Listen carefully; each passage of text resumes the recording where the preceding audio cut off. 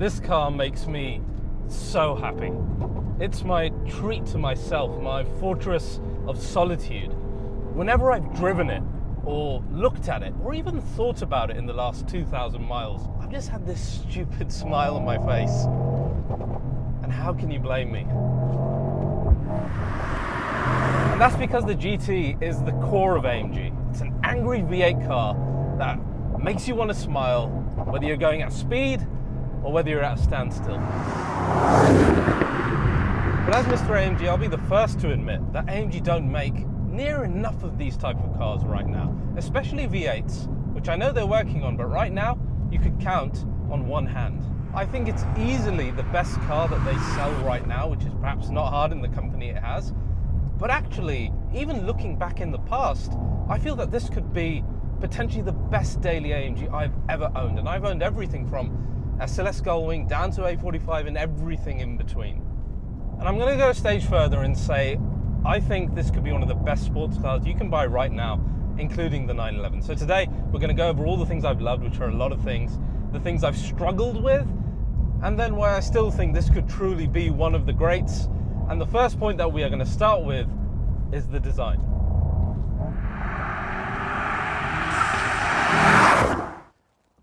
Now guys, as we begin, like I said, the first thing that I love about this car is the design, because it's so much more supercar than it is sports car on this side of the market. And it's also so much more supercar than it is Grand Tourer, because the new GT kind of sits in between those categories. So when you compare it to something like a bigger car like the Continental GT, it looks sleeker, smaller, like a sports car. But when you compare it to something like a 911, which often kind of goes under the radar because it doesn't look exciting or aggressive enough, it looks so much more aggressive. A lot of that is thanks to the wide body, the very Black Series aggressive front end. Now, one thing about design, and one comment that pees me off the most online, is when people turn up and say, oh, nice 911, mate, or AMG copied Porsche's 911. Guys, let's not get this twisted, okay? Welcome to my domain. Mercedes were building long bonnet sports cars a decade before the 911 even existed, okay?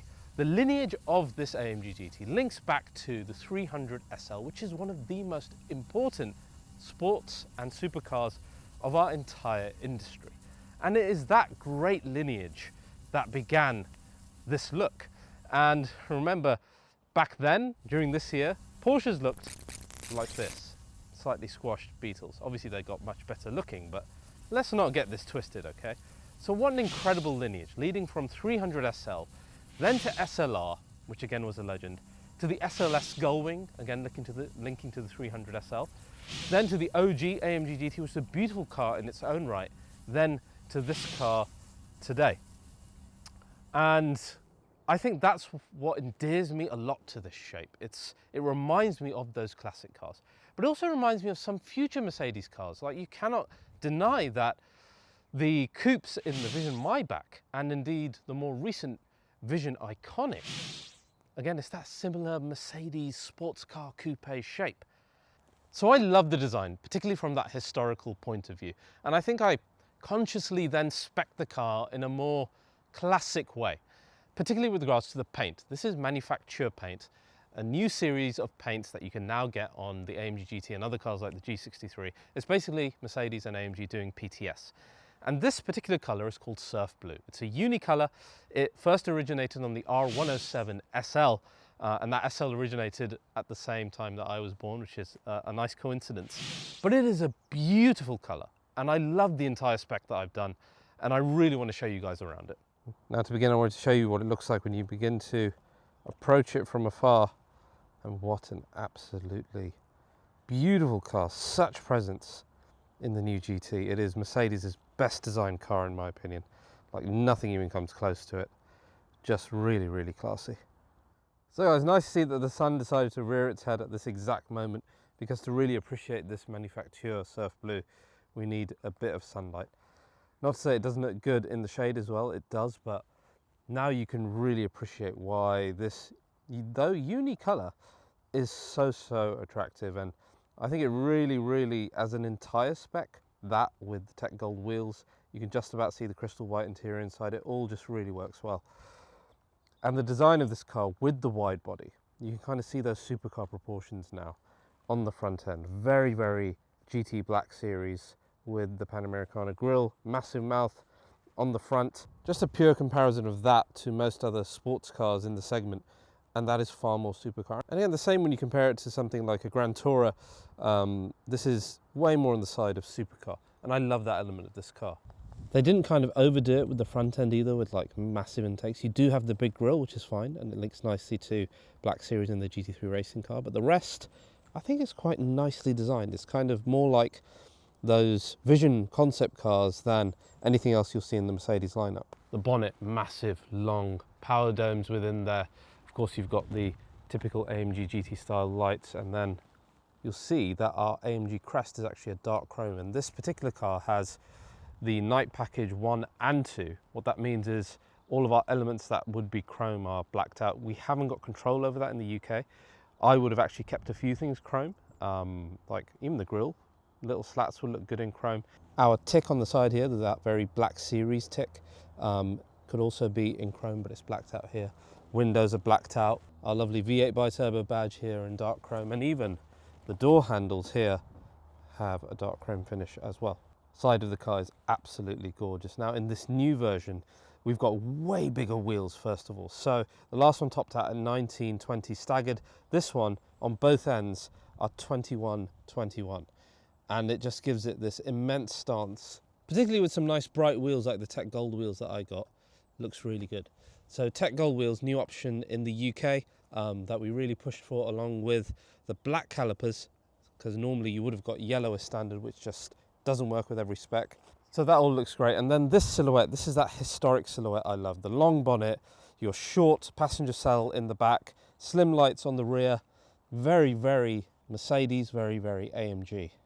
The rear is absolutely beautiful as well. Again, most similar to the previous GT than anything else. The light bar has of course had an evolution over that time, but the animations look really good at night as well. Our big pipes at the bottom all blacked out. And again, big width on the rear end. There's no narrow body version of this car. There's only this wide body one. It's a big boy and it looks fantastic on the road this way. Now I hope you guys like my design, and I think the design of the entire car links really nicely to those historic long bonnet cars. What doesn't link so nicely to those cars though from the past is the format and the drivetrain, where this is actually significantly different, to the point that some commentators have said it's not a true successor to the previous GT, and something like the GR GT is a better successor. That's not an entirely untrue point, but it doesn't paint the whole picture, and I want to give you guys the whole picture. I'm going to start by talking about the OG GT, which was a smaller car. It was only 2 seats, and it was in a transaxle layout. What is that? That's where we had our V8, which was a dry sumped V8, sitting in a front mid-engine position with the torque tube going to the back and the gearbox on the rear. So fully rear-wheel drive, only 2-seater, and all 7 iterations of this car were exactly that. AMG could not repackage it, even if they wanted to, in a different way, because of the way that car was built. Now, a new GT starts from a different place. It's still a from ground up AMG platform, but now we find a wet sumped V8 linked directly to the gearbox and going to a 4MATIC all-wheel drive system in a larger car. Now that's a significantly different one. There's something more like an E63 or a GT4 door, but what that allowed AMG to do was to make this a 2+2 seater and have a much larger boot. And that is where this car differs, at least in this initial first GT. Now, though the format is different, it doesn't mean that the components aren't top tier. Our engine is that fantastic 4-litre V8 twin turbo, hot V setup, cross-plane crank, angry engine, cross-plane unlike the flat plane that's due to replace it. And that links directly to the 9-speed wet clutch gearbox, which goes to our fully variable 4MATIC all-wheel drive system, able to send 100% power to the rear and give us drift mode. That engine also has active engine mounts, which was an option in the previous car, now standard. We also have active aerodynamics on the front end with our Venturi effect front splitter, as seen again on the GTR, rear axle steering like the GTR, and a multi-stage rear wing for active aero on the rear as well. But it is a larger car. But AMG has a secret weapon to deal with this, and it's something that was made famous, I think, by the G63. You may have seen RBR's video on the new G63 with its semi-active suspension. And that turned or transformed that car from a heavy, cumbersome SUV into an impossibly dynamic beast. But that system debuted on this platform, and it's really a secret weapon for this as well. So if you look at the previous GT, yes, we have adaptive dampers, but they were all acting independently of each other. And we had anti-roll bars in order to keep the car stiff.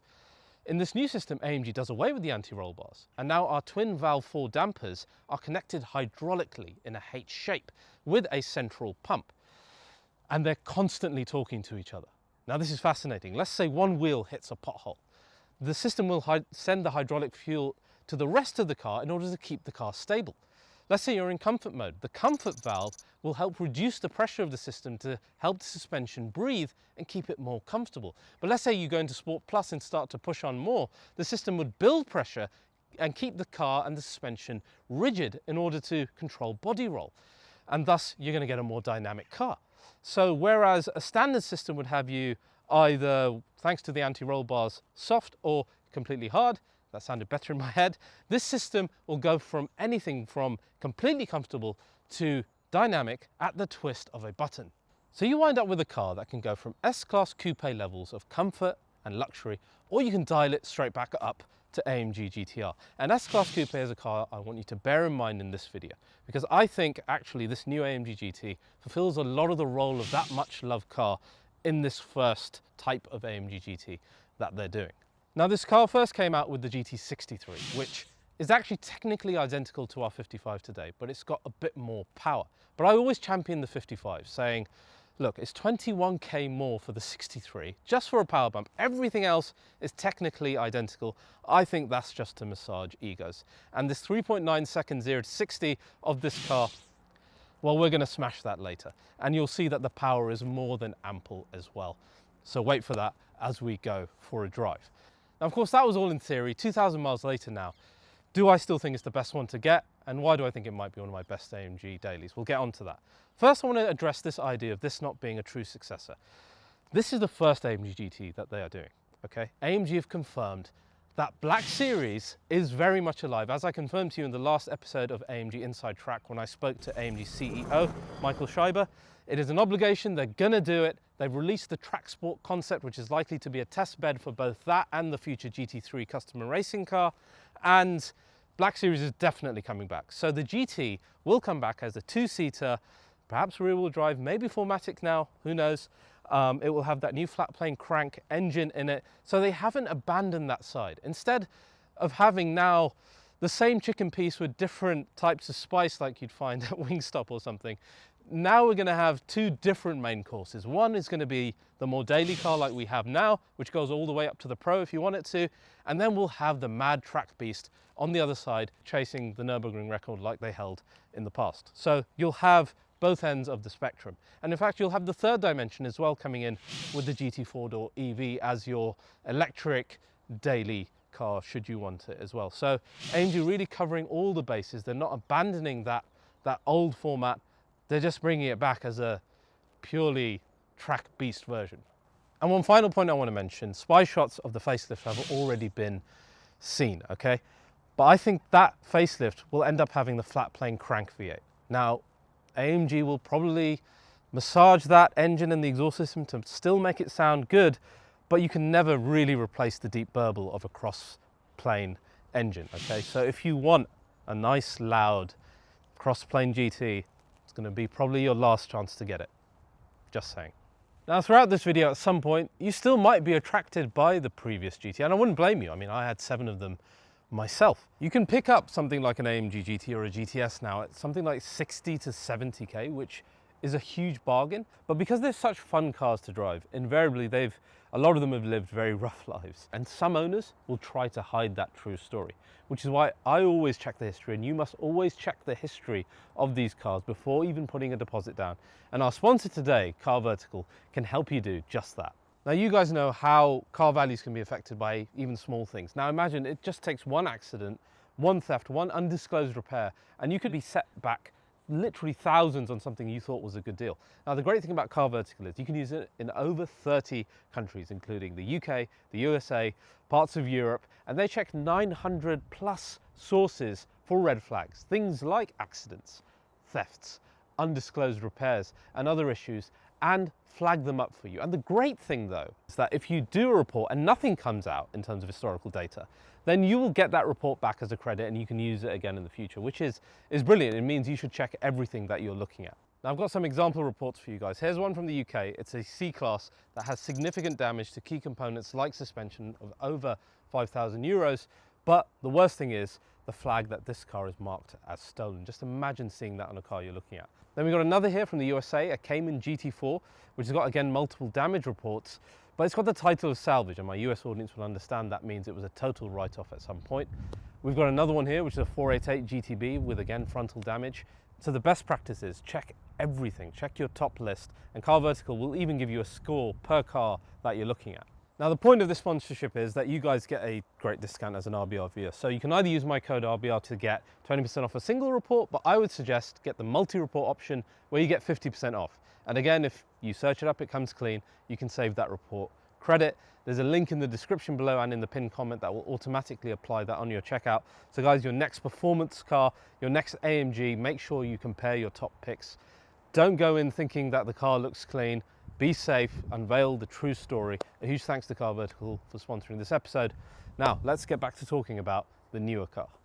Now guys, before we even get into the car, one thing I love about this generation of Mercedes and AMG cars is things like this. Now you can see here, I've actually got my GT55's key here in digital form. I can have it both on my phone and on my Apple Watch. And I hardly use the key now because I've got this. Whenever I want to use it, I just jump in. That element of convenience has just been massive. And you may think it's a small thing, but seriously, it adds a lot when you don't need to worry about your car keys or they're not bulging out your pocket. And actually the other thing I wanted to share with you is this little thing. So this is a AMG Private Lounge sticker, and I've been waiting to apply this on the windscreen with you guys. So guys, the AMG Private Lounge is actually something that AMG fans can sign up to as well as owners. But if you're an owner and you have a VIN number, you get this sticker and you can pop it on your windshield. And actually, it's a really beautiful little sticker. Look at that. I'm gonna try not to ruin it before I pop it on the windscreen. I have no idea if this is straight. Somebody guide me from the other side, would you? Come on guys, tell me. And boom, there you go. And I love that. It's a little sense of belonging. We've got a lovely AMG community, and just to have that on your windscreen, just to say, yes, I'm part of the world's fastest family, I really like that. Now jumping in this interior, again, it's been a joy.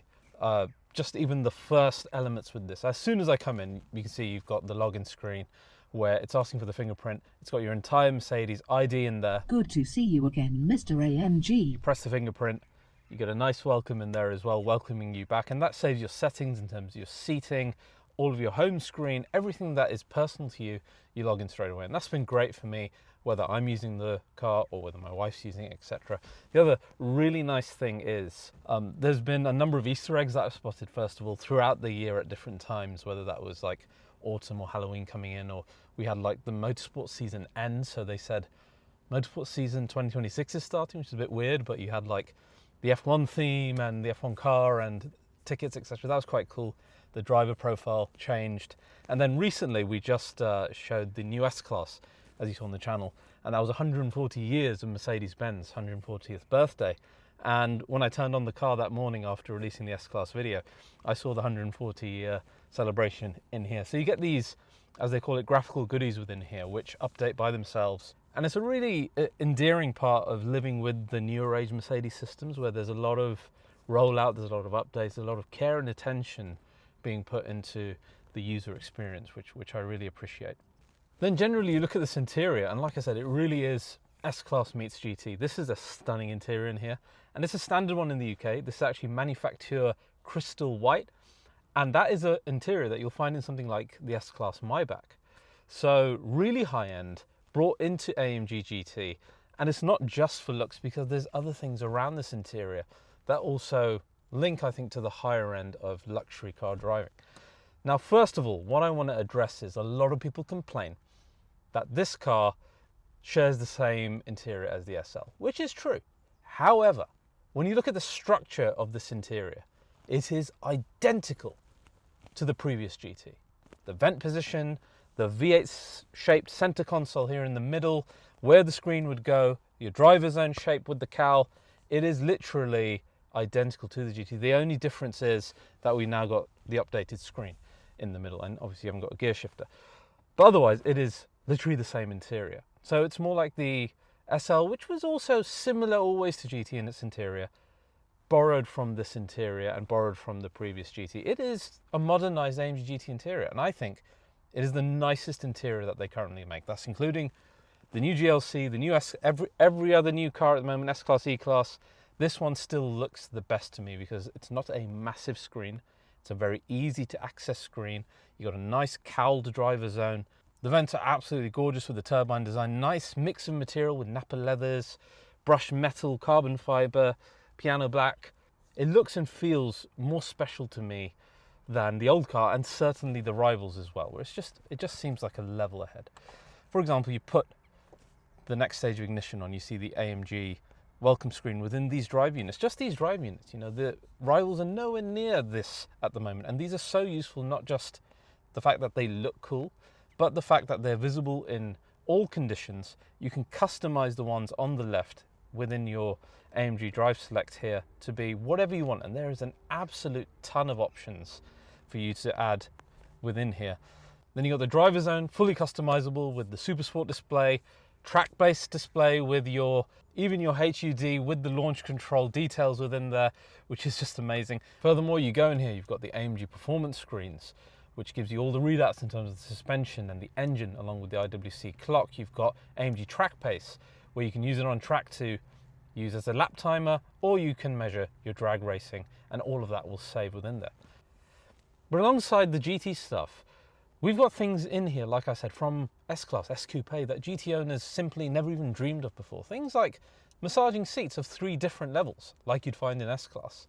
Things like the heated steering wheel, heated seats, ventilated seats. You've got the ability to get MB Drive Pilot, where this will self-drive, something a GT hasn't been able to do in the past. We've got full active ambient lighting, like you'd find in S-Class and cars above, which again, we never had before in this side of the car. We've got the high-end Burmester sound system, the heads-up display. You've got things like the door handles, which, yes, a bit annoying, but the theatrics of it you can't deny. You've got the digital light carpet as you approach the car. You've got the digital light projection from the headlights showing the AMG and the Mercedes logo, and the chevrons of AMG pop up, which again is such a cool feature. And look at the ambience of sitting in this car, not just in the day, but in the nighttime. It's an absolute joy to sit in here as well. And for an owner like me who's had so many GTs, this car is a number of levels above those previous ones, because it now gives you things from luxury cars in the lineup that you used to envy before. And they're really useful things that you'll use every single day. Like I use the massaging seats every single day, and I really value that element for a daily version of the GT.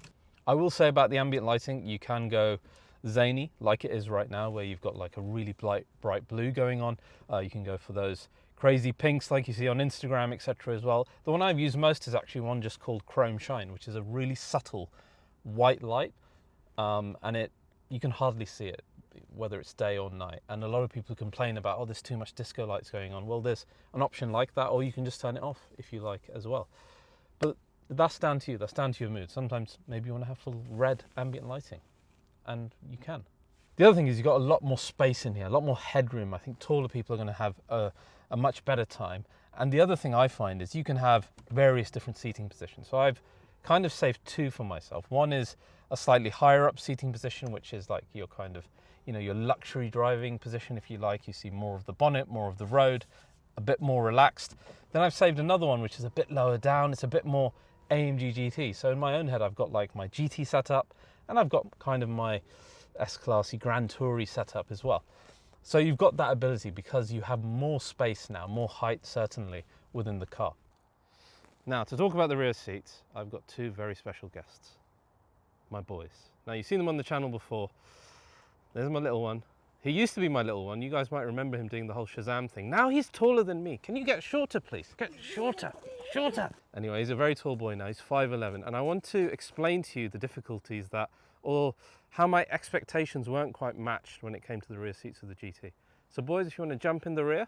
Now you'll note, for the 6-year-old, super easy. He's in, absolutely no issues. For the 16-year-old, oh dear. You can see he's struggling. Knees are up, head is bent, Reckon if you close the seat,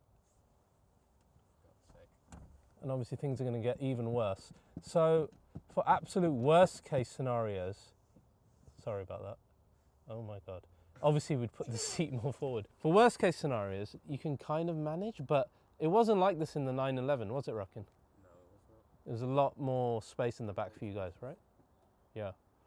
So that car actually ended up having more space than this, which is not something I was expecting considering that this is a bigger car. So it's ended up becoming him sitting in the front with me, little one in the back. Maybe I can convince Mum to go in the back if she's in the mood. But in that sense, ironically, the 911 ended up being better for longer journeys with all of them. It's not to say it's not useful, but it's not as good as that car was for me in family situations. Boot space, of course, as we've explored in the past, absolutely class leading. You can fit tons of luggage. You can even fit me inside of the boot.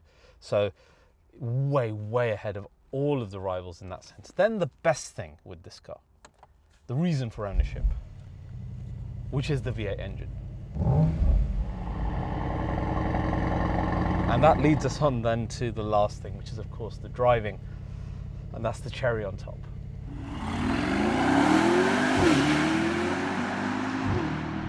Look, generally speaking, I love our petrolhead community. I'm one myself, but we can be some of the most narrow-minded, one-dimensional people on the planet. Manual good, auto bad, EV bad, hybrid bad, V12 good, V6 bad, light car always good, heavy car always bad. And look, more often than not, those statements are true. However, sometimes when we stick too hard to those rigid black and white absolutes, you miss the immense fun that you could be having in the grey area.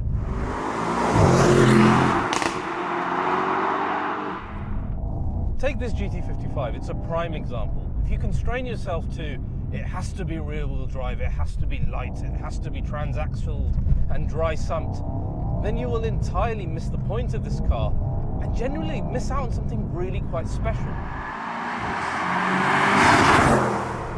Now, we established that this GT isn't as pure as the previous one. However, we've also seen that it opens up possibilities that simply escaped GT owners before in terms of daily usability and luxury. But that wouldn't be acceptable if the performance takes a hit, but it doesn't. Instead, this car to me feels like a celebration of AMG's V8. There's so much character in it. The way this car carries itself, the way it sounds, the way it looks, it's unashamedly a pure combustion, angry Grand Tourer. And let's begin by talking about my favorite bit, which is of course the engine. 8 cylinders is a great starting point, but it doesn't always guarantee great sound. Looking at you, BMW M5. But this cross-plane V8 from AMG is simply one of the best V8s of the last couple of decades. Now, even if I have it in comfort mode with the exhaust on, it's one of my favorite modes, you get such a wonderful, deep V8 rumble. Watch. And yes, some of that is brought into the cabin, but listen to it outside as well.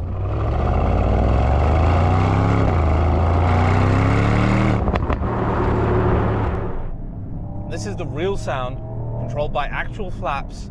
Yes, there's a microphone that then brings in more of the sound inside of the car, but you have to understand how difficult regulations are in 2026. They're going to get worse, and manufacturers like AMG are fighting for our lives here, trying to make sure we still enjoy these cars. But it is the real sound of the car. You can hear it on the outside, and I promise you, no other car in the world, in the modern world, sounds this good doing just 20-30 miles per hour. This is the mode I use 80% of the time, and I absolutely love it. It's what the 911 misses in all of its variants in terms of sound. And it's what we love about AMG. It's not about speed or power. It's about that angry AMG soul that makes you smile all the time.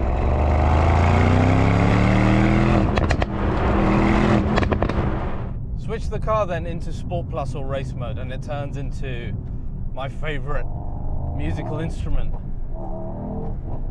Ridiculously loud pops and bangs coming out the back of this car. To be fair, very reminiscent also of how nice the SL is. I love the SL as well as a drop-top version of this, but overruns, pops and bangs, that deep bassy burble. It just sounds, there's nothing like it.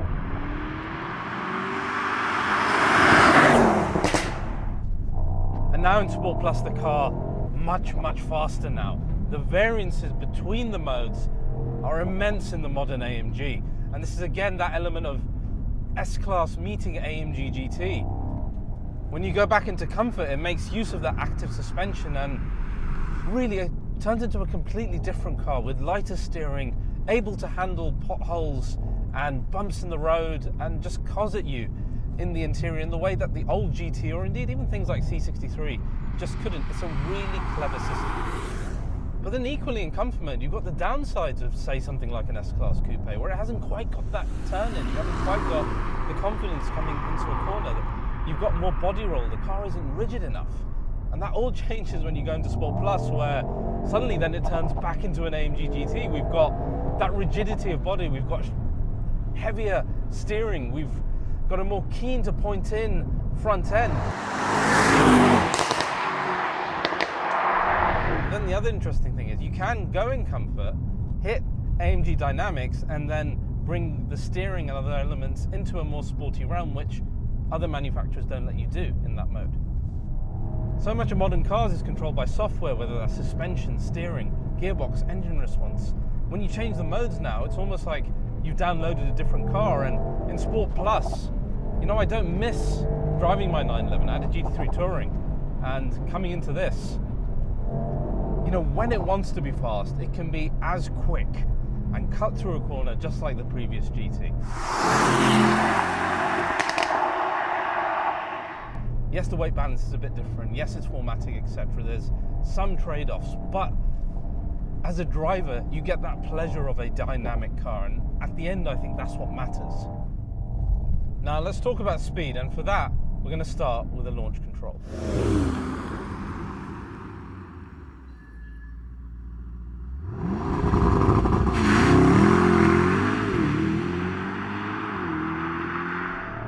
Now 3.4 seconds, that's bloody impressive. Okay, the official time is 3.9. 3.4, I think anyone would agree, is more than enough speed for daily use, and it feels quick.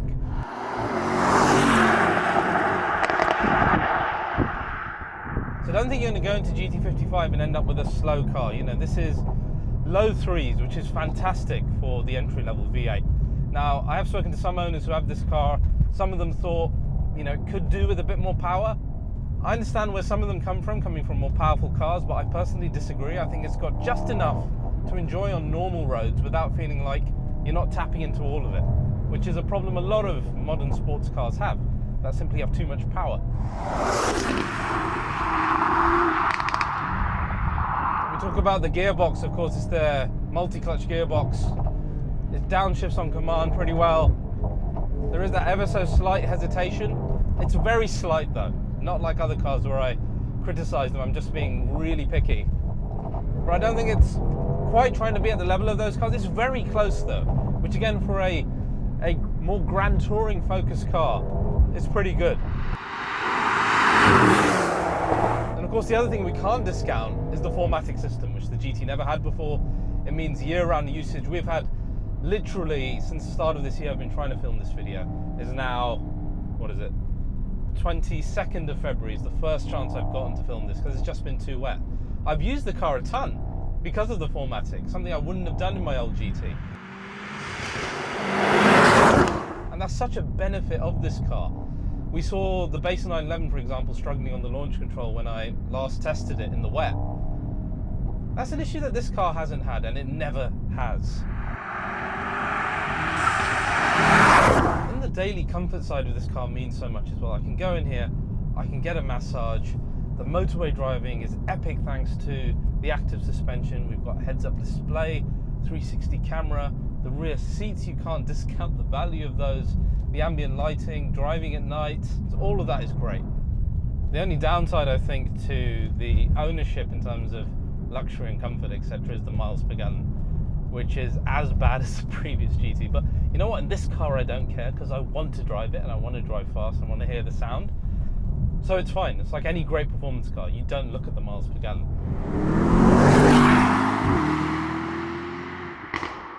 think if you want more performance, the one that you should go for, instead of the 63, go for the Pro. AMG engineers said that on track, it's actually as fast as the AMG GTR. They tested it, which again, to my mind, for a more grand touring version of the GT, we know the track sport is coming, is damn impressive an achievement. And if you want to go even beyond that, then of course, the Black Series at some point is coming. Hopefully they do price it right, and then you've got these two different ends then of the GT, which we haven't had before. One side to be more daily, more usable, the other side to be the track monster that it's capable of being.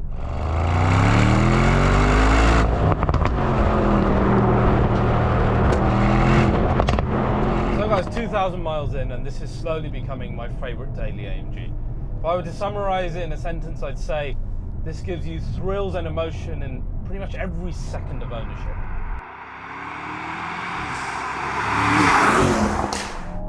And because of that, it's a car I intend to keep for the next 2 years as well. And I don't see myself changing it until AMG bring out that CLE V8 at the very earliest.